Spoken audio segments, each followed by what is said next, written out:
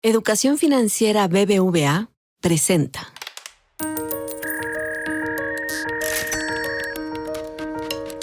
Peras y Manzanas, con Valeria Moy.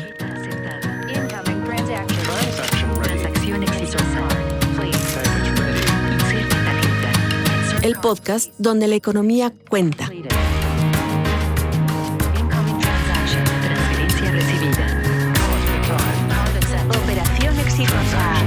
Transferencia lista. Hola, hola, ¿cómo están? Bienvenidos una vez más a Peras y Manzanas.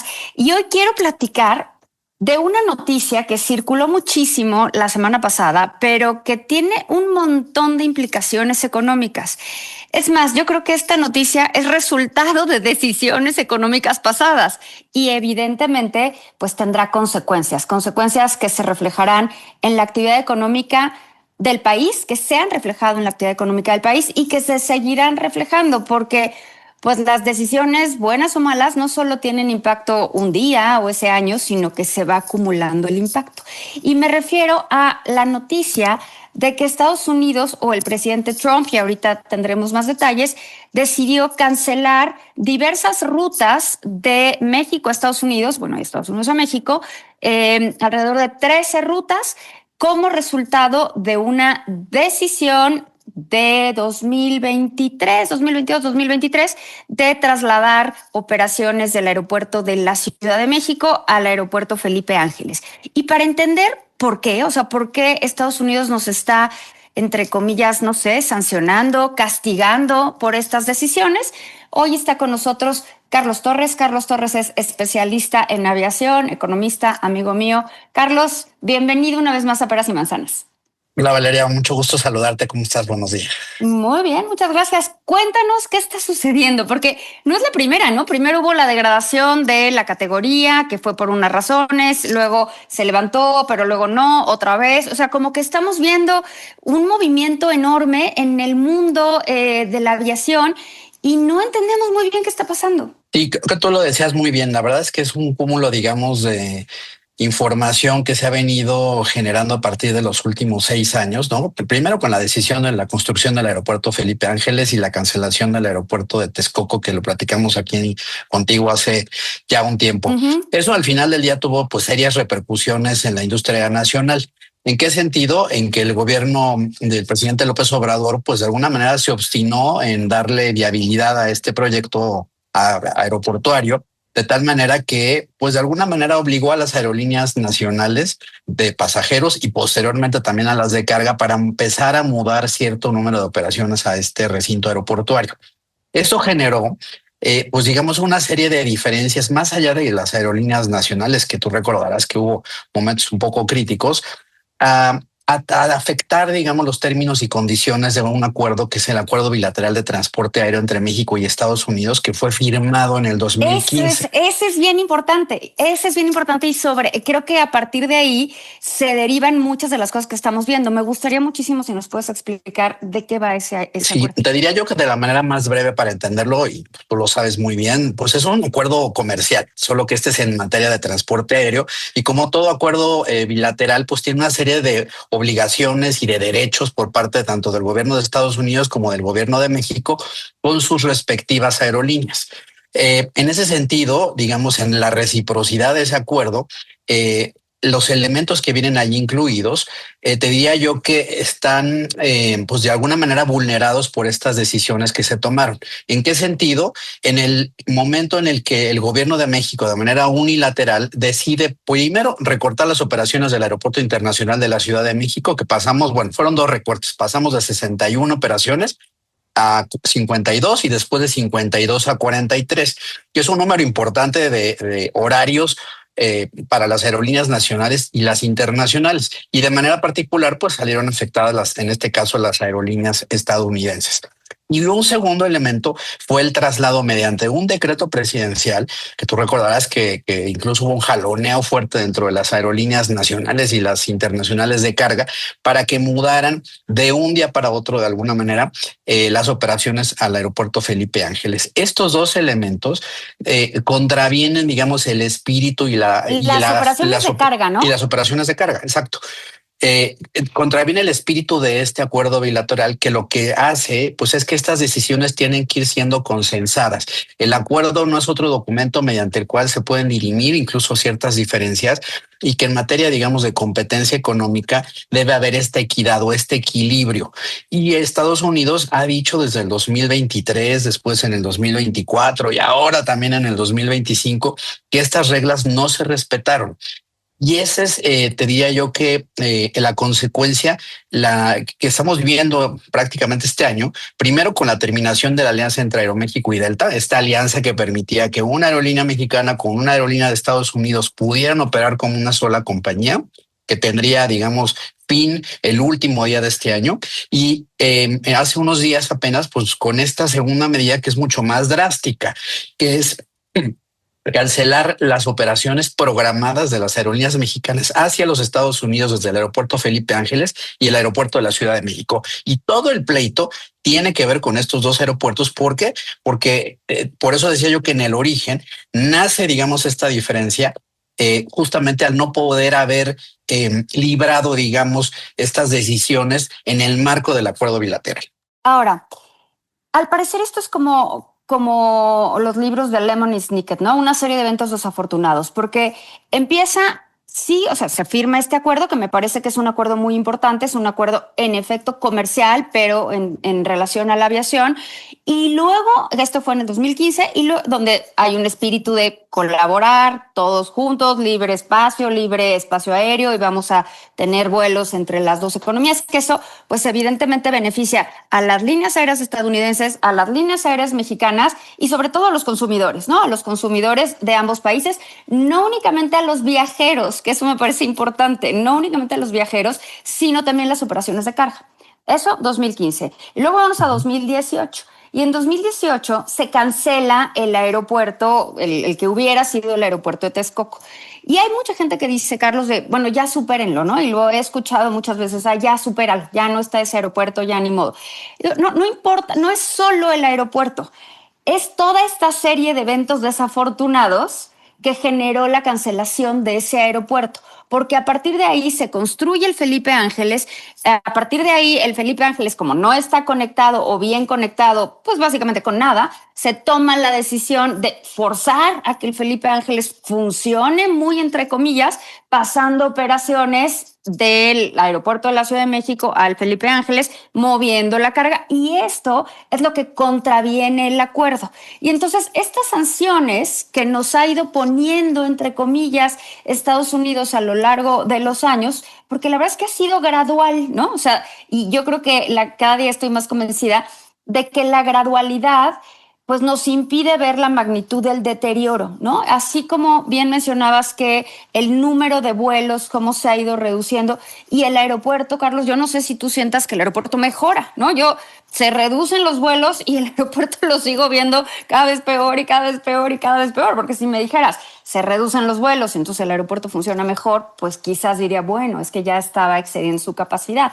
Pero veo que se reducen los vuelos y el aeropuerto sigue igual de desastroso o peor de desastroso que lo que hemos estado viendo en mucho tiempo. Entonces me gustaría, Carlos, tú siendo economista, que nos platicaras cómo ves, más allá de las líneas, de las frecuencias, de las rutas canceladas, más allá de la decisión particular de mover la carga, más allá de la decisión particular de Estados Unidos de hacer una cosa o hacer otra, ¿cómo nos impacta en materia económica que esto suceda?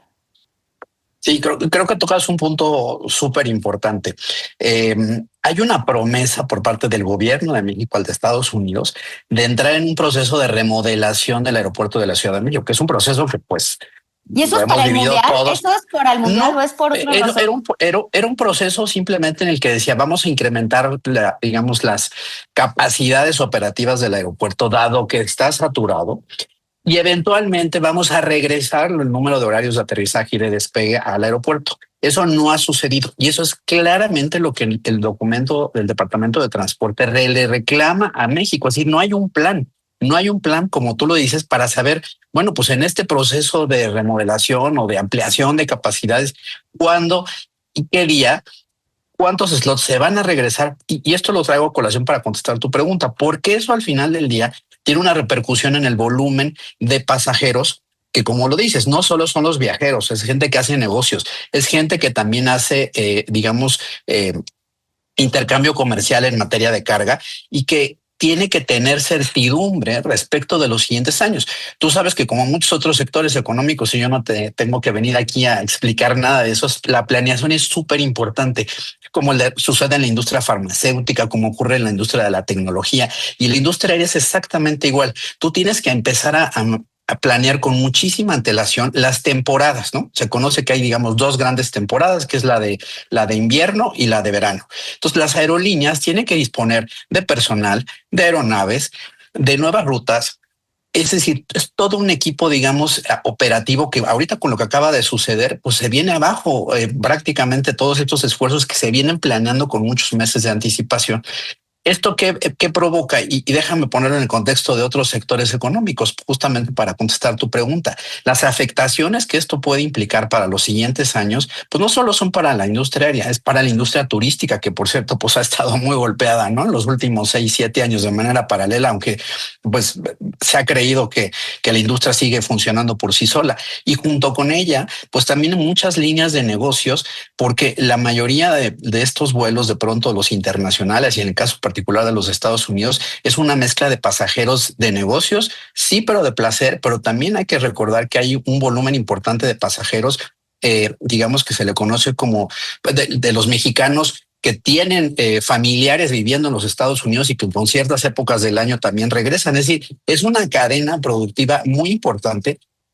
Creo que déjame regresarme a mí me parece que ha habido una falta de entendimiento y una falta de capacidad de quienes han tenido que tomar estas decisiones en materia aeronáutica para explicar y entender justamente cuáles son estas consecuencias. Creo que tú lo decías muy bien, no se trata de que les vaya bien o mal a las aerolíneas, no se trata de que haya más o menos carga, se trata de una cadena productiva que tiene repercusiones muy relevantes, digamos, en distintos sectores económicos. Y déjame decirte también, me parece ahora revisando estos últimos días la información que también ha sido una respuesta tibia por parte de los representantes de la industria aérea para que al menos externamente se les entienda de por qué estas decisiones están afectando no solo sus negocios, no solo su margen de utilidad, sino los empleos y que se generan de manera directa e indirecta. Por supuesto, alguien me va a decir después de este comentario que pues también es cierto que el gobierno pues tiene el garrote encima de las aerolíneas, porque el día que tú te portas mal,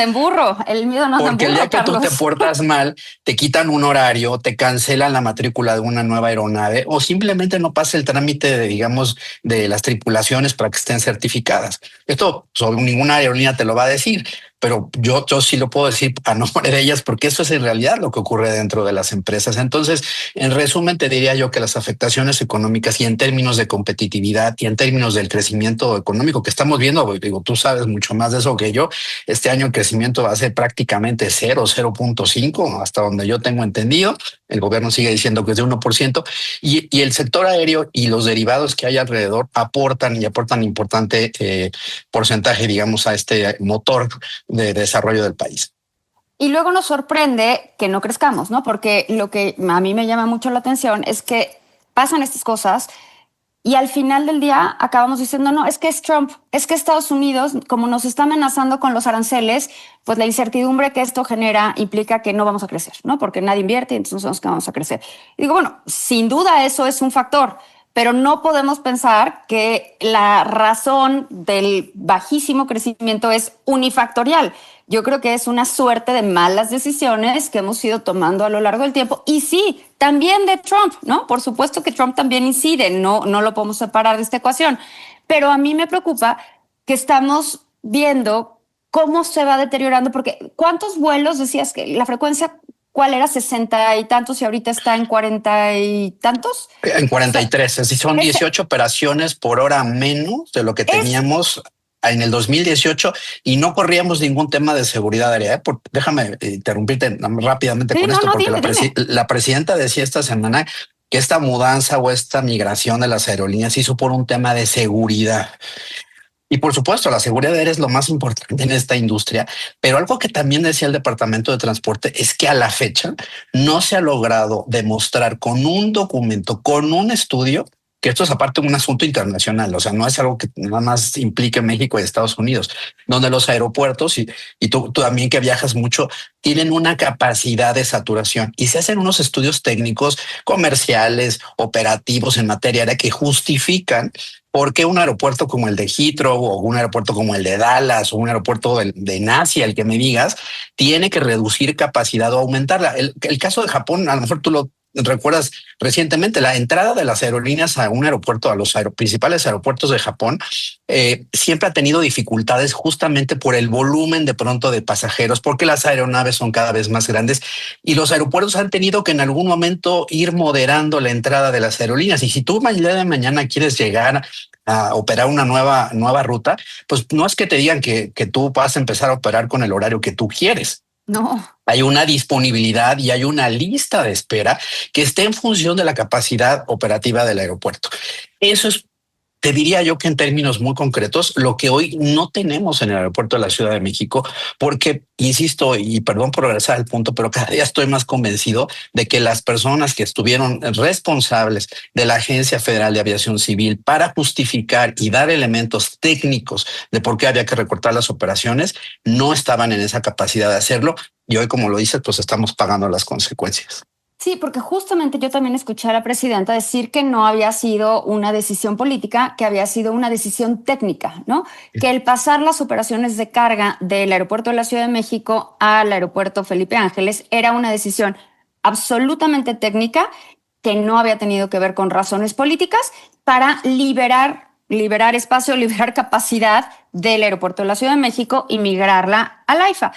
Ahora, Carlos, mi pregunta, y no es que trate de ver el vaso medio lleno, porque a veces también es cansado intentar eso, ¿no? Lo que te quiero preguntar es, ya tenemos el aeropuerto de la Ciudad de México que se cae a cachos, aunque lo estén remodelando y aunque le estén dando una pintadita y una remodelada que bien necesitaba, según esto, por el acuerdo o por el mundial, por la razón que tú quieras, pero qué bueno que le están dando una pintadita. Pero también tenemos el aeropuerto Felipe Ángeles. ¿Cómo le hacemos? O sea, si tuviéramos que decir, bueno, esta es tu dotación inicial, ¿no? Como vemos en los libros de economía, esta es la dotación inicial, eso es con lo que amaneces. Tú imagínate que México empieza mañana, porque también ya ves que descubrimos el país todos los días, ¿no? Entonces, que México empieza mañana y te dicen, este es el aeropuerto de la Ciudad de México con su terminal 1, que también se cae, se desmorona, y luego la terminal 2, que se desmorona por otras razones, y tienes el aeropuerto Felipe Ángeles. ¿Qué haces con ello para tratar de mejorar y de resolver los temas de competitividad y de crecimiento desde ese pequeño gran sector? Sí, a ver, déjame remitirme a lo que incluso el propio documento del Departamento de Transporte sugiere, y no estamos inventando el hilo negro.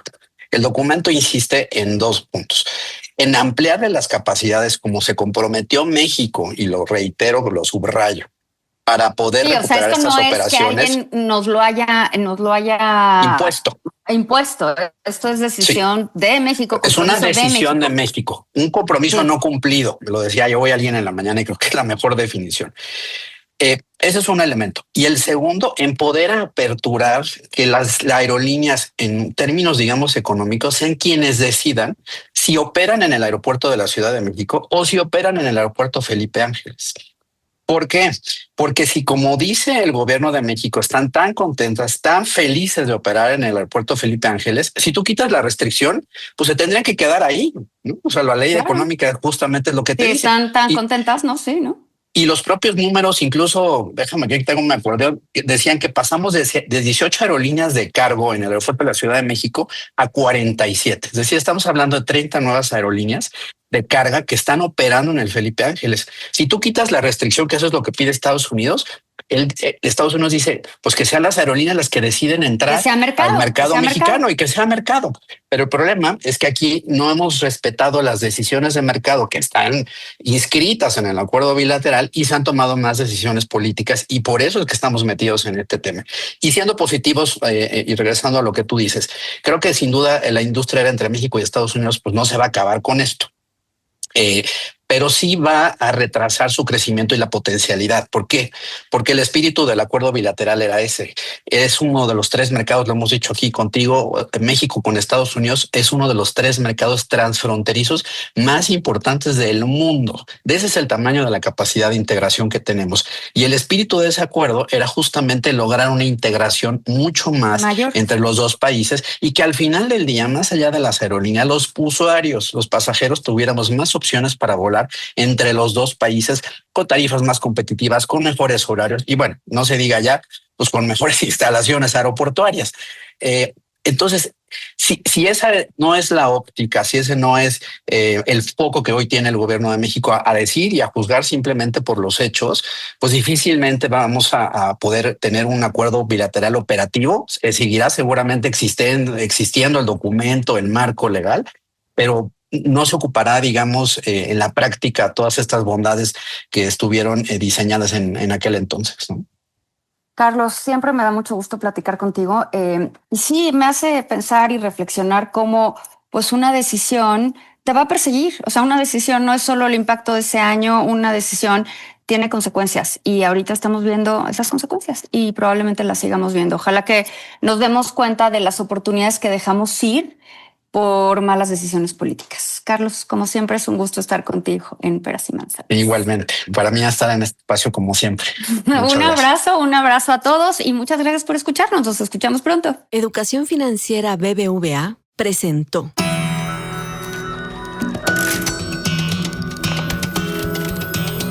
Peras y Manzanas con Valeria Moy, el podcast donde la economía cuenta. Escucha este y todos nuestros podcasts en así como suena.mx, Spotify, Google y Apple Podcasts.